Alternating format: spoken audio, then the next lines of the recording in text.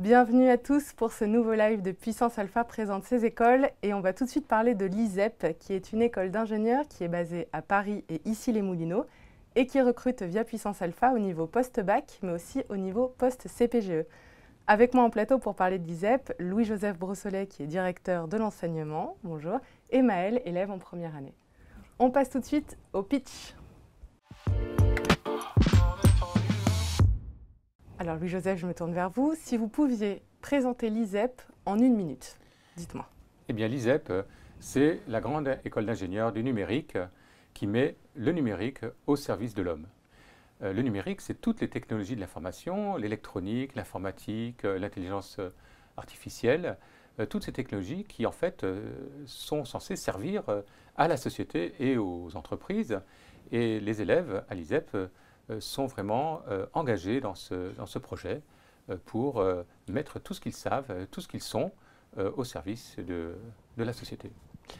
Et effectivement, l'ISEP recrute des élèves extrêmement variés, mais à profil, bien sûr, scientifique.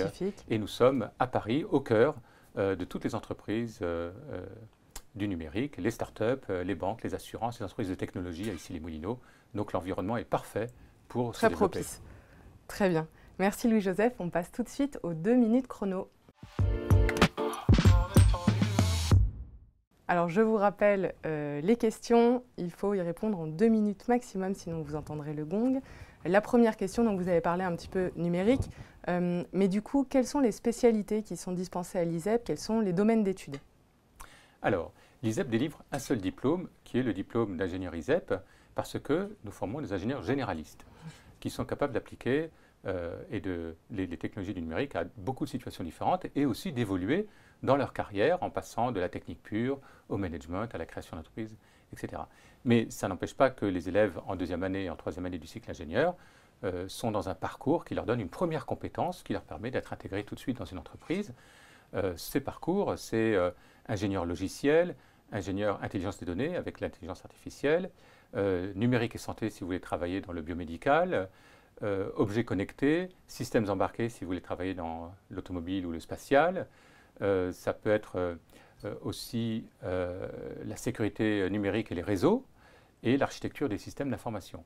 Donc en fait, ça fait une grande gamme et l'ergonomie et les interfaces numériques qui sont très très utiles au quotidien. Et donc, en fait, ça couvre presque tous les domaines d'application du numérique. Et les spécialités dont on ne dispose pas complètement sont accessibles par des doubles diplômes avec des partenaires français et étrangers. Et donc, la garantie de l'ISEP, c'est qu'on puisse choisir un premier parcours, puis ensuite des étapes de carrière qui, à chaque fois, correspondent à ce qu'on a envie de faire pour servir la société et mettre toujours pareil, le numérique au service de l'homme. Et alors, du coup, avec toutes ces spécialités, parce que vous en avez cité pas mal quand même, qu'est-ce qu'on fait après? C'est quoi les métiers type des personnes qui ont été diplômées de l'ISEP, par exemple? C'est dans quel secteur d'activité, quel type de métier on retrouve? Alors, l'intérêt du numérique, c'est qu'en fait, toutes les entreprises et toutes les organisations ont besoin du numérique. Donc, il y a besoin d'ingénieurs ISEP partout. Partout. Voilà, mais oui. Et donc, en pratique, eh bien, l'ingénieur arrive avec ses compétences techniques, mais surtout avec sa capacité de travailler en équipe, de comprendre les questions que se pose son entreprise ou son organisation et de réfléchir à une solution. Avec une solution qui n'est pas juste une solution technique, mais aussi une solution humaine. Parce qu'en fait, ce dont il s'agit, c'est la transformation des entreprises et des organisations de ce qu'on appelle la transformation numérique, c'est-à-dire mettre toutes les technologies au service de l'efficacité, de la productivité ou du service tout court de l'objet de l'entreprise. Donc l'ingénieur ISEP, il a ces 2 volets-là, il a le volet techno et il a le volet humain, l'équipe, la compréhension des enjeux et le désir de changer quelque chose à son échelle. Et petit à petit, son échelle grandit au fur et à mesure qu'il progresse. C'est pour ça que vous avez parlé management, vous avez parlé entrepreneuriat. Vraiment, ce n'est pas que la technique finalement. C'est beaucoup plus. Absolument. Très bien. Alors du coup, parce que toutes les écoles d'ingénieurs s'internationalisent beaucoup, et puis les ingénieurs eux-mêmes, ils ont souvent des carrières très florissantes à l'étranger. Alors quelle est la part d'international dans le cursus de l'ISEP? Et elle est très importante puisque déjà depuis 10 ans, on était les premiers à dire que tous les élèves doivent passer un semestre à l'étranger. Donc ça reste vrai. En ce moment, c'est un peu compliqué, mais quand on est en terminale, c'est particulier, oui. Voilà. Mais tous les élèves passent un semestre. Les apprentis vont passer un semestre aussi à l'étranger. Ceux qui sont en apprentissage également? Oui, absolument. Alors, D'accord. 3 mois, mais c'est déjà pas mal. Et puis, en plus, les élèves qui font le cycle intégré international de l'ISEP passent un semestre de plus dans la deuxième année post-bac à l'étranger. Donc, si on se débrouille bien, à l'ISEP, on peut faire sur 5 ans, 4 ans à l'étranger, les 2 stages, plus le semestre du C2I et le semestre en ingé. Et ce n'est pas seulement quand on part, c'est aussi quand on est à l'ISEP. Il y a 300 élèves étrangers à l'ISEP en permanence, c'est-à-dire 20% de l'effectif. D'accord. Plus que ça. Et ces élèves-là sont dans les mêmes cours que nos élèves français. Donc il y a des élèves chinois, des élèves indiens, des élèves européens, des élèves des pays d'Afrique du Nord. Et donc, en fait, au quotidien, on vit l'international. Alors, les profs sont également très internationalisés. Et donc, on est une petite ONU à nous tout seuls. D'accord.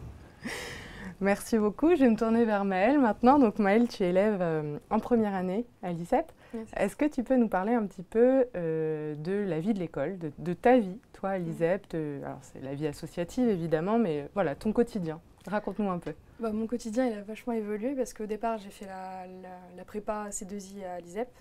C'est quoi la prépa C2I? C'est la prépa cycle intégré international. D'accord. C'est celui qui est orienté vers l'international et les projets un peu plus concrets. D'accord. Et d'une année à l'autre, de prépa à du coup cycle ingénieur, c'est assez différent. Mon quotidien, il a beaucoup évolué puisqu'au départ, c'était vachement des cours à l'école pour ma prépa. Et là, actuellement, ça s'est tourné plus vers des cours à l'école, mais orienté vers du projet. D'accord. Voilà, en première partie. Et puis aussi en termes de vie associative, je suis dans plusieurs associations. Je suis respo académique de mon BDE, donc le bureau des élèves. Oui. Et c'est quelque chose qui est intéressant avec l'ISEP, c'est qu'il y a une vie associative qui est super riche. On a plus de 40 associations qui sont actives et dans plusieurs domaines différents. Il y a des associations qui sont plus tournées vers la technique, donc qui permettent de faire des formations pour les étudiants. Des associations qui sont plus professionnalisantes, si je puis dire. On a une junior entreprise qui est très reconnue. Et d'autres associations qui sont plus pour les passions des ISEPiens. Donc ça peut toucher à la musique, au dessin, au ski, à la voile. Il y a vraiment de tout. Et aussi des associations qui sont humanitaires, donc qui permettent aux étudiants de du coup, s'ouvrir au monde et de vraiment permettre d'être utiles, quoi. Ouais. Bah, disons que c'est un programme. Alors tu as dit ISEPien, c'est ça? Oui, c'est ça. Alors là, pour les peut-être futurs ISEPiens et ISEPiennes qui nous regardent, est-ce que tu aurais un conseil à leur donner? Parce que voilà, sans doute, ceux qui nous regardent actuellement, ils se posent des questions sur leur avenir, leur orientation, devenir ingénieur, pourquoi pas, mais où il y a tellement de choix. Si tu avais un conseil à donner, comment toi, tu as fait ton choix? Comment tu t'es retrouvée à l'ISEP, en fait? Je voulais devenir ingénieur D'accord. au départ parce que je voulais avoir un certain sentiment d'utilité. Et en plus de ça, j'avais de grosses affinités avec les matières scientifiques, Les sciences. maths, physique, mais pas que, aussi de l'informatique. Et je me suis dit que c'était le meilleur choix à faire. Et après, je sais qu'il y a un gros panel d'écoles d'ingénieurs qui proposent des formations dans le numérique.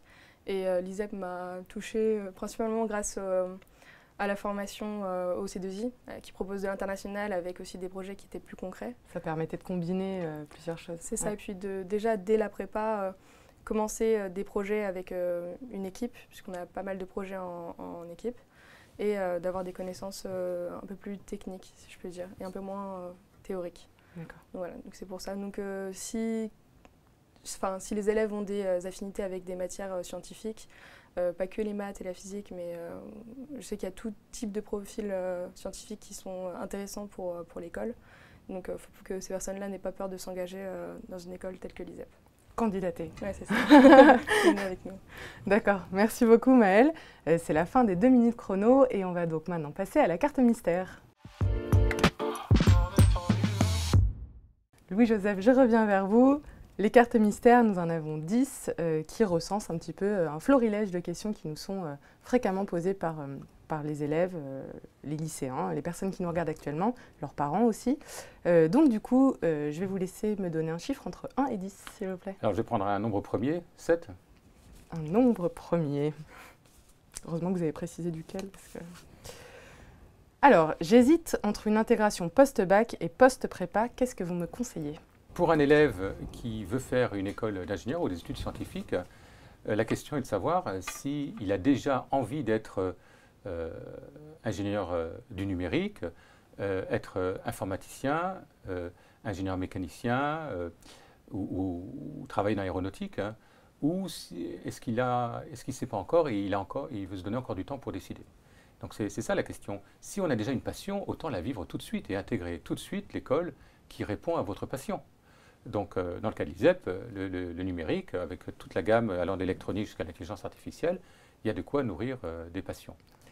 Alors, si on veut se donner un peu le temps d'attendre, et si on se dit qu'on a une chance de décrocher une très belle école au concours, et si on se sent fort pour les concours, on peut aller vers les classes préparatoires aux grandes écoles. C'est une formation extraordinaire que le monde entier nous envie. Et le monde entier nous envie. En tout cas, à l'ISEP, on peut rentrer en post-bac, en CPGE. Voilà, tout à fait. Merci beaucoup. C'est déjà presque la fin. Il nous reste 1 minute pour parler de l'atout de l'école. Alors Louis-Joseph, du coup, pour conclure, si vous pouviez nous parler de l'atout de l'ISEP, du plus de l'ISEP, en 1 minute, qu'est-ce que vous pourriez nous en dire? Il y en a beaucoup. On n'a pas parlé de l'apprentissage. Il y a dans chaque promo 80 élèves qui sont apprentis et qui donc travaillent en entreprise à mi-temps, à l'ISEP à mi-temps, et dont l'entreprise paye les frais de scolarité. Donc ça permet à des élèves de vraiment vivre quelque chose de particulier à peu de coûts. Il y a aussi tout le travail en équipe et l'énorme projet de première année du cycle ingénieur qui met 6 élèves ensemble pour la moitié des points de l'année quand même. D'accord. Mais on peut parler quand même de quelque chose de spécial, c'est qu'avec le nouveau bac, l'ISEP permet d'intégrer des élèves avec des profils très variés, certes scientifiques, mais s'ils ont choisi des spécialités scientifiques comme numérique ou sciences d'ingénieur, oui. Voilà, NSI, numérique et sciences informatiques ou sciences de l'ingénieur, au lieu de maths physique, c'est possible aussi, ouais. avec les maths bien sûr. Et puis on a aussi des recrutements pour des élèves qui sont mathématiciens dans l'âme, mais économistes aussi. D'accord, très bien, merci beaucoup.